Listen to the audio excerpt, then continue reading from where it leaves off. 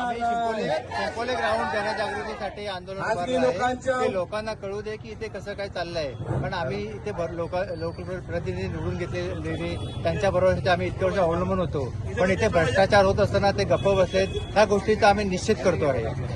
काय भ्रष्टाचार झालेला आहे नेमकं पूर्ण माहिती. इथे असं झालेलं आहे की खाजगी शाळेला 532चा प्लॉट हा त्यांना अनुदान दिलेला आहे. त्याच्यासोबत 533 सुद्धा देण्यात आलेला आहे. आम्ही त्या गोष्टीचा निषेध करतो. आम्ही हे ग्राउंड बोलताना इतकी वर्ष सांभाळून ठेवलं, त्याचं रक्षण केलं. तिथे कोणत्याही प्रकारची झोपडपट्टी होऊ दिली नाही. पण त्याचा गैरफायदा हे महापालिका घेत आहे.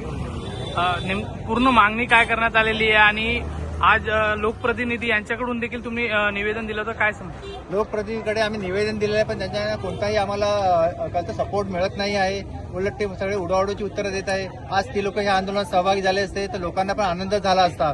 पण ते सगळे मागे हटलेले आहेत. ते का हटले त्याचं कारण आम्हाला माहिती नाही आणि त्याचं स्पष्टीकरण पण त्यांना द्यावंच लागेल.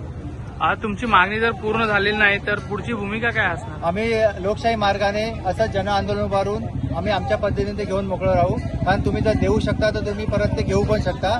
तर आमची मागणी आहे ते प्ले ग्राउंड म्हणूनच राहावं. आणि आम्ही पुढारी न्यूजचं आभारी आहे की त्यांनी या विषयाची दखल घेतली. त्याबद्दल आम्ही शिंपोली ग्रामस्थ मंडळातर्फे त्यांचे धन्यवाद बोलतो.